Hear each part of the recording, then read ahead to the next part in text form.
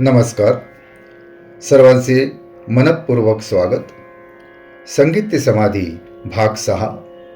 लेखक ब्रह्मलीन योगीराज मनोहर हरकरे.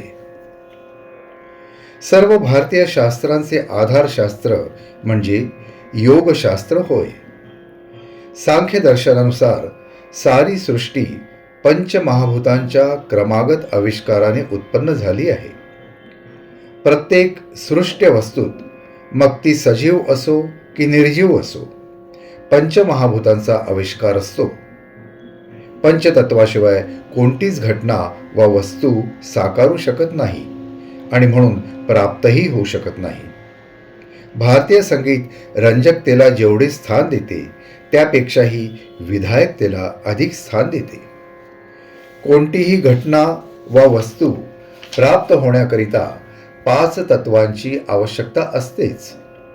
गायन केल्यावर घटना प्राप्त झाल्याच पाहिजेत. वस्तू ही सुद्धा एक घटनाच आहे. म्हणून पंचतत्वांना पोषक असे कमीत कमी 5 स्वर गायनात असणे आवश्यक आहे. त्याशिवाय राग रागिण्यांद्वारे घटना प्राप्ती होऊ शकणार नाही. हे महान तत्व भारतीय संगीतकारांनी पूर्वीच जाणून ठेवले होते व त्यानुसार त्यांनी राग रागिण्यांची घटना प्राप्तीनुसार प्रकृती तयार केली.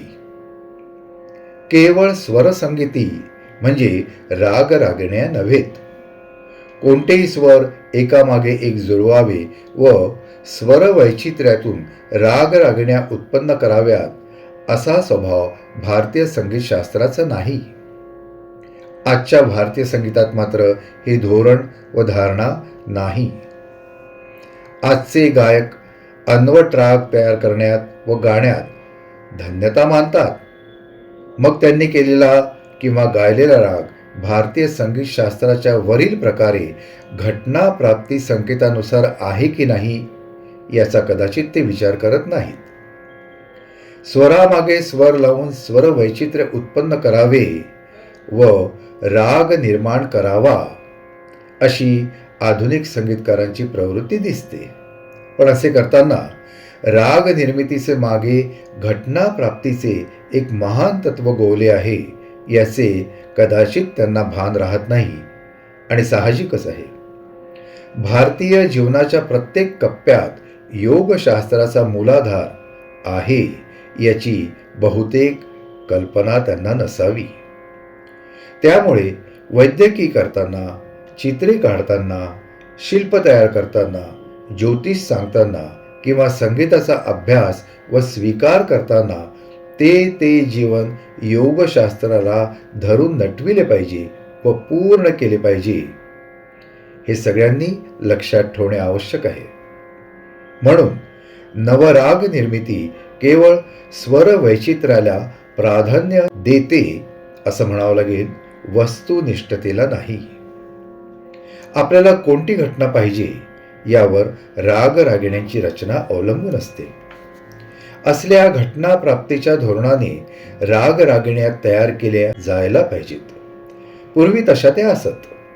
सातांचे वर स्वर नाहीत, पण घटना अनेक असू शकतात. या धोरणाने घटना प्राप्ती होण्याकरिता योगशास्त्रानुसार पंचतत्वांचे पोषक असे कमीत कमी 5 स्वर असणे आवश्यक आहे. रागामध्ये 5 स्वर असणे आवश्यक आहे. भारतीय संगीताची ही विधायकता लक्षात न आल्याने आज दीपक राग, मेघमल्हार, कामभोजी अर्थात खमाज, वसंत फुलविणारा वसंत राग, पूर्ण वैराग्य उत्पन्न करणारा मारुह अर्थात मारवा राग इत्यादी रागांची विधायकता पटविणारे राग कल्पनांचा विलास म्हणून समजल्या जातात. विधायकता म्हणजे इंग्रजीमध्ये क्रिएटिव्हिटी. ज्यांना त्यात तत्वतः शक्यता वाटते त्यांनाही त्याचे नीट गायन न करता आल्याने एवं फलश्रुती पदरी न पडल्याने काल्पनिकतेत अधिकच भर पडते. पंचतत्वांना साकारता येईल तोच राग व तीच रागिणी. राग या शब्दामध्येच चित्ताची वृत्ती आहे. पंचतत्वे हा चित्ताचा विषय असल्याने पंचतत्वांच्या योग्य मिलनाशिवाय घटनाप्राप्तीच होणार नाही. चित्ताला कोणतीच वृत्ती नसते त्यावेळेस चित्त स्थिर म्हणजे प्रकृतीरहित असते. ही निर्विकल्प अवस्था होय. असल्या निर्विकल्प अवस्थेत ज्ञानेश्वर माऊलींप्रमाणे सर्वांनाच प्रश्न पडेल की अगा जे जाहलेची नाही त्याची वार्ता पुससोसी काई. असल्या निर्विकल्प अवस्थेत घटनाप्राप्ती नसते. घटनाप्राप्ती सविकल्प, सविचार व सविकार अवस्थेत होते. असल्या सविकार अवस्थेलाच राग असं म्हणतात. रागासह त्याची रागिणीही आलीच. राग रागिण्यांची रूपात्मक वर्णने व त्यातून लाभणारी घटनाफले या कल्पना नसून एक वैज्ञानिक सत्य आहे. ते विज्ञान आम्हाला माहीत असणे आवश्यक आहे. कल्पना म्हणजे शास्त्र नव्हे. अनुभूती वर त्यावर आधारित बुद्धिचापल्य यातून शास्त्र उत्पन्न होत असते. यावरून हे स्पष्ट आहे की पंचमहाभूतांचे प्रत्यक्ष अधिष्ठान असणाऱ्या संगीताला पंचमहाभूतांच्या पंचगुण विकासाचे प्रत्यक्ष अधिष्ठान व अस्तित्व असायला पाहिजे. आकाशाचा नाद, वायूचा स्पर्श, तेजसाचे रूप, आपाची चव व पृथ्वीचा गंध असल्या पंचतत्वाभिमानी संगीताला असायलाच हवेत. पंचतत्वांचा आविष्कार करणारे गायन गायल्याबरोबर प्रत्यक्ष घटनाप्राप्ती झालीच पाहिजे हे यावरून सिद्ध होते. संगीताची ही विधायकता भारतीय संगीतकारांना माहिती होती.